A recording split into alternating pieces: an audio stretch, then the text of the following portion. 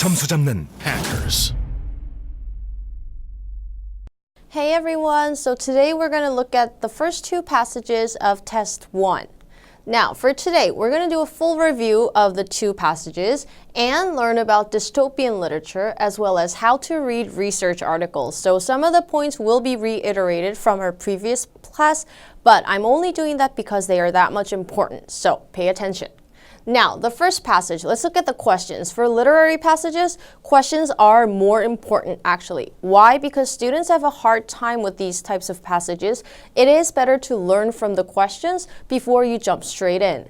Now, which choice best summarizes the passage? So a big picture question is the start. And in the context, the description of the family sitting in front of the TV serves too. So we learn what? That there's going to be a family involved and they're all sitting in front of where? The TV. The passage suggests that each couple wants to inherit the apartment because. So apparently an apartment is involved as well as an inheritance. We want to know why they want the apartment. Now the phrase impeccable behavior primarily serves to indicate what? So this is another point you want to focus on. It can be reasonably inferred from the passage that Lou regards Graham's revision of his will with. So we have two characters. First one is Lou, and the other one is Grandpa. So apparently, what do we know? It's about Grandpa's will, and it involves the apartment. So we already know a lot just by looking at the questions. Now, the use of the word heroically establishes a tone. So the tone question goes with the big picture question. So you want to make sure you understand the overall theme of the passage. Now, which idea about America in the future does the passage most strongly suggest? So apparently, we're going to learn something about America in the future. So what? The setting of the story must be the future, correct? So among all the characters that are involved in the story, who do you want to focus on? Well, Lou and Gramps. Why? Because no one else features in the story. And some of the key points. Why is the apartment so important? Why is the family sitting in front of the TV? And then certain terms like impeccable behavior and heroically. These are the things you want to pay attention to when you're reading. Now let's take a look. This passage is adapted from the short story, The Big Trip Up Yonder. And it was published in Galaxy Science Fiction 1954. So this is what? A piece of science fiction. Now let's take a look. Always, the beginning of a literary passage is very important. Why? It's kind of like the beginning of a movie where it introduces everything that we need to know. So from the start, we are introduced to Gramps Ford, and his age is 172, was staring irascibly at the 5-foot television screen that dominated the room. On the screen, a news commentator was summarizing the day's happenings. Every 30 seconds or so, Gramps would jab the floor with his cane tip and shout, "We did that 100 years ago." So, first things first, we are introduced to Gramps. We know his age. He is 172 years old and he likes to yell at the TV. Now let's look at the next part.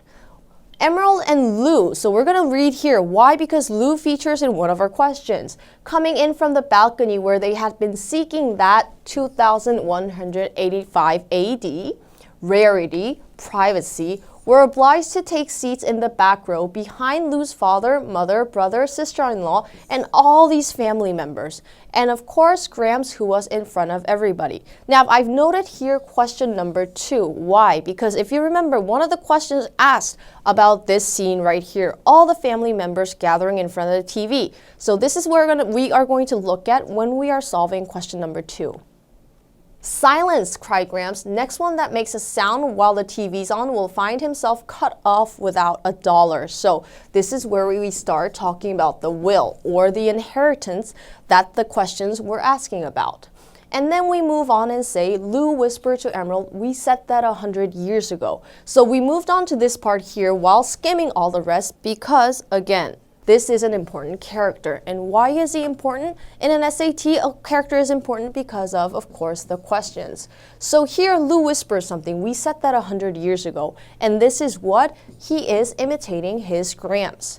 Now, this seems to irritate Gramps, of course, and "I heard that," shouts Gramps. He snapped off the television and his petrified descendants stared silently at the screen.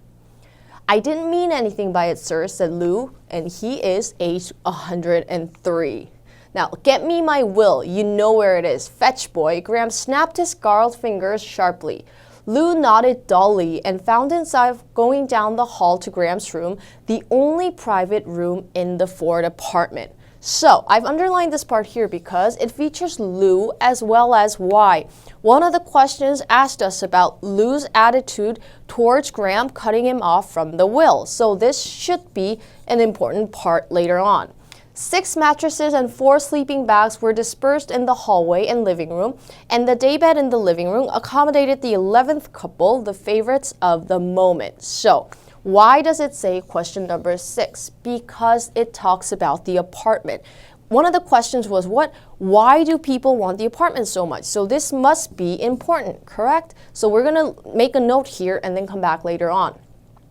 And then we find Graham's will. Lou hurried back into the living room and handed Grams the will. Pen, said Grams. He was instantly offered 11 pens, one from each couple. He accepted Willie's pen. That was the tip they all had been waiting for. Willie, then, Lou's father, was the new favorite. Willie did a poor job of concealing his pleasure. So, as soon as he mentions pen, he's offered 11 pens. So we know there are at least how many kids? 11 kids involved in the family. Now, Grams missed none of the drama he had authored, and he gave his own familiar role everything he had. Frowning, he read aloud in deep, portentous monotone, and he starts reading his will. And of course, at the end of these specifications, Grams was so choked with emotion that Lou thought he might have forgotten why he'd bought out the will in the first place. But Grams heroically brought his powerful emotions under control, and after erasing, began to write and speak at the same time. Lou could have spoken him lines for him. He had heard them so often. So what? This is a very regular thing for the family. I've had many heartbreaks, but the deepest hurt of all has been dealt to me by who? Louis J. Ford. So, in the paragraph following the paragraph that had belonged to everyone in the room at one time or another, Lou's name was scratched out and Willie's substituted as heir to the apartment, and the biggest plum of all, the bed in the private bedroom. So that is the end of our story. Now, which one summarizes the passage? Let's look at them each one by one. Again, summary means what? No pinpointing. If you can locate it in a single line, that means it is the incorrect answer, not the correct answer.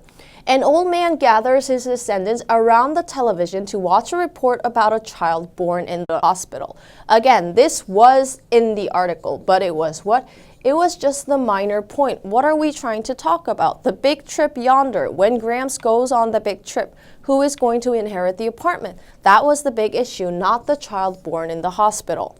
B, an old man gets so upset with his grandchildren that he decides to leave all of them out. No, it was just Lou. So B would be incorrect. C, an old man decides to share the details of his last will and testament with his family before he dies. It was not just about sharing his will and testament. Yes, he did read it out loud, but it was also about what? Cutting out one of the family members. D, an old man removes one of his descendants, namely Lou, from his will for whispering during a television program. So D would be our correct answer choice.